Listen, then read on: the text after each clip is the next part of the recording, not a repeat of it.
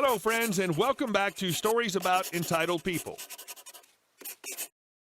Today we have 3 brand new stories. Let's start with a short and petty one. But before we begin, don't forget to subscribe to our channel if you're new here and turn on notifications so you don't miss a new video every single day. Here we go. Return my phone, B. Call owner. I've worked in retail for 6 years, and I've seen and heard so many things. Currently, I'm working at a big box store that has an electronics center. Normally, we aren't allowed to touch anyone's devices, but every now and then we will help customers load minutes on their phone or show them how certain things work on their phone. That's basically the most that we can do. Since we just sell the electronics, we aren't required to do anything beyond that. Today, I had a customer come to the counter with his brother. They were in their 40s or so. This customer asked me if I could look at his phone. He said he accidentally fell asleep on it and apparently pressed buttons, so now it's on emergency mode. I was super confused. I'm usually pretty tech savvy, so out of curiosity, I had to look at it. Conversation went like this. Customer, please, I'm a truck driver and have a long way to go. I can't afford to buy another phone until I get paid. He hands me his phone and I notice it's an Android, some kind of little prepaid smartphone. I flip it over, and when the screen comes on, it literally says in bold letters, "Bring back my phone, B," and under it, it said, "Call owner," with the call button lit up in green. So I called it, and it went to a voicemail. Phone number was from Mississippi. Me. I'm sorry, sir, there's not much I can do. It's locked down by the owner. Customer, very aggressively, I am the owner. I told you I fell asleep on it and it locked itself. Me. If that's the case, can you put in your password? I swipe the screen to the left to pull up the password screen. It's literally the only way to unlock it. Customer. I didn't create a password. It shouldn't have a password. Yelling at this point. Me. Well, sir, it seems the owner locked this phone down, and since you don't have the password, you won't be able to unlock it. If you're the owner, you can go to your service provider, and they can help you further. Technically, I'm just a sales rep. I'm not qualified to unlock phones, nor am I required to. Customer's brother, he is the owner. I can call the number right now, and the phone will ring. He decides to call the number, and nothing happened. At this point, I'm still confused to why they would think a big box store could unlock this phone. Me. You know, give me a second and I can call my manager. He might be able to help you out since he's pretty tech savvy. I radioed the manager to come to the photo counter since electronics is attached to photo, and as soon as they heard that, they ran to the entrance and left the store. I told management what happened, and we were just astonished that they brought in a stolen phone and tried to get me to unlock it. What they didn't know is I didn't hang up. I left it on voicemail so the owner could hear me and the customer's conversation, and I hope the details I gave helps them out. Most likely they're going to trash the phone, but you never know. People are dumb, especially that guy. But you were so smart to not hang up the phone and leave that voicemail. I hope the phone's able to get back to the real owner somehow. And our second story. Neighbor Bob and the fence. Bob and I share a privacy fence, and 2 years ago we had a windstorm blow it down. Typically, there are no rules for who's responsible for repair, but since I'd originally paid for the fence, it was mine and I didn't mind repairing it. Well, until Bob got involved. I decided to replace the whole thing. It was old and dark brown and didn't have a lot of life in it anyways, but before I can get started, Bob's at my house wanting to know when we're going to fix his fence. I politely remind him that the fence belongs to me and that I'll fix it when I get around to it. This isn't good enough for Bob because of Bob's dog. For some reason, he thinks I'm responsible for his dog having a fence, and this should constitute an emergency on my part.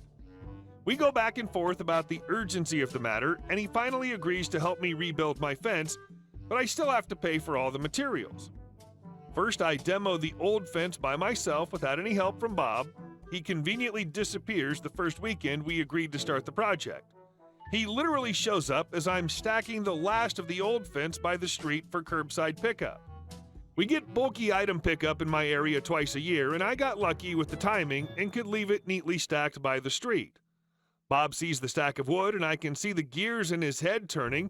Bob takes a picture and advertises it on Craigslist. Then, without asking me, he starts moving it all to his yard. This guy spends 2 weeks trying to sell a pile of old fence pickets and misses the bulky item pickup day. Then he finally gives up and decides to drag it all back to the curb in front of my house. We had words about this, and it was a bit heated at times. My position on the issue was, you wanted the wood, now it's your problem, not mine. We went back and forth a while, and he begrudgingly stacked the wood right on the property line between our houses. The very next day, 2 guys in a truck show up and say they want the wood and start loading it up in their truck. Bob sees this and runs out front and starts yelling at them it's his wood and it's not free. They just throw the few pieces they had in the truck on the ground and drove off. Bob can't stand that someone would get something for free, and no matter how much I try to convince him just to let it go, he won't. So I prod him a little and tell him they'll just come back when he's at work and take it anyway. My intent being for him to drag it all the way back into his yard. So what does Bob do? He gets a saw and cuts all the pickets in half and leaves the giant pile of cut pickets in his yard at the curb. Rather than take them for free, he ruins it for them. That pile of wood sat there for weeks before the city cited him and made him clean it up. More on that later. Back to the fence. While replacing the post, Bob starts questioning where the real property line is.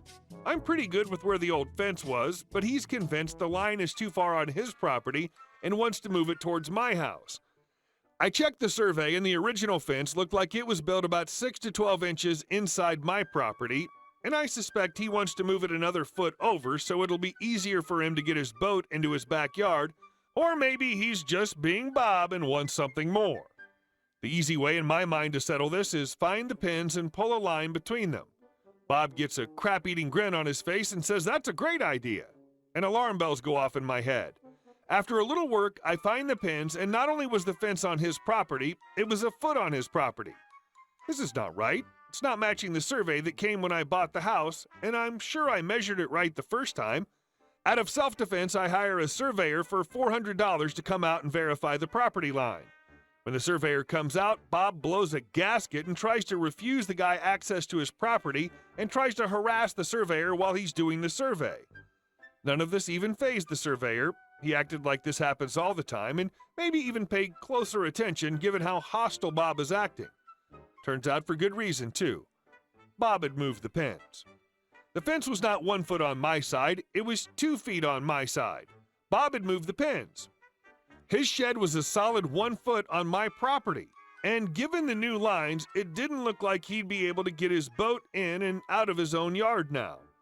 That new fence he was insisting I fix, he starts talking about how maybe we could just put it back where it was and how he was willing to help and how good fences make good neighbors. It wasn't enough that I pay for the repairs and do all the work, he wanted to screw me over the property line too. It's never enough for him. Over the next few weeks, I notified him of the shed encroaching on my property and made him move it. Then I built that fence right on the line and foolishly believed it was over.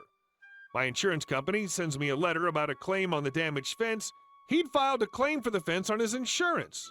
Then his insurance contacted mine to settle between the two. My fence, the fence I paid for and built, he's making a claim for. I told him the whole story and sent copies of the recipes. A couple weeks later, I come home from work and all the old fence pickets are in my yard. Bob tells me since it's my fence, then the trash from the old one is mine too. I guess the insurance company denied his claim. During this time, Bob got a citation for the trash in his yard. When code enforcement came back out to inspect again, they knocked on my door and I told them the whole story. The guy was really nice and just walked back over to talk to Bob. I don't know what he said, but Bob hauled the wood off to the dump the next day. We don't talk about the fence anymore, and now his ugly boat's on the side of the yard where he parks his boat right on the property line. I paid for the fence and survey, and while I picked up a little extra yard, it didn't have to be that way, and all of this so Bob can have a fence for his dog.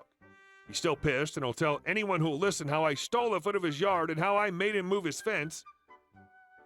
I just feel bad for the poor guys who just wanted some spare wood. And our last story. How to ruin your life. So about 10 months ago, a guy goes down outside a strip mall store, has a medical alert bracelet on about a heart condition. Paramedics get called, which arrive quickly. Thanks, first responders. They showed up in a 4-door pickup with a bed shell, all fire engine red, flashing lights and sirens, fire department and paramedics all over the truck. They jump out and start hooking this guy up to a blood pressure cuff, sticking the heart monitor pads to him, etc. Karen rolls up behind the paramedic's truck and starts screaming the truck cut her off at an intersection with lights and sirens. Then she demands the paramedic look at her as she melts down while he's starting CPR on the victim. The paramedic is ignoring her entirely, but has to get something from the truck. She blocks his way and gets moved aside as he goes to the truck. This is where Karen pulls out pepper spray, hoses the standing paramedic directly in the face. But she's not done. She sprays the second paramedic on the ground, and just for the trifecta, hoses down the heart attack victim, screaming he's too young to have a heart attack. I took it as my cue to remove her pepper spray and hold on to her with others until police arrive. Still others are trying to help with CPR, while some try to wash out the eyes of the paramedics. Police arrive, Karen goes immediately into handcuffs and then attempts to bite and kick police, which results in getting hogtied and her shirt pulled over her face, at which time she starts screaming, "Rape!" And the kicker? When police arrest her, she starts with, "Do you know who I am?" Results are 2 counts of aggravated assault with weapon on paramedics, 2 counts of assault on police, 1 count of aggravated assault with weapon on the heart attack victim, who survived, resisting arrest with violence. She's also being sued by the heart attack victim for $10 million, which she apparently has. Her criminal trial is coming up. I bought a new suit for it, and my old butt will be there with bells on. Since the entire event is on video from 2 cameras and who knows how many cell phones, it'll be interesting to see what her high-powered legal team is going to cook up. But ultimately, I hope she'll be convicted. Facing a possible 65 years, but practically will only get about 10 maximum, if any, prison time. As a side note, her husband's a bank vice president and refused to make her bail. Took her 13 days to get her family to bail her out. Update. Guess what? Heart attack victim got her compensation. Much less than $10 million, but still. What the F goes on in her head that she thought this was acceptable in any way? F this Karen in particular. The audacity. Hey guys, thank you all for watching the video. I'll see you in the next one.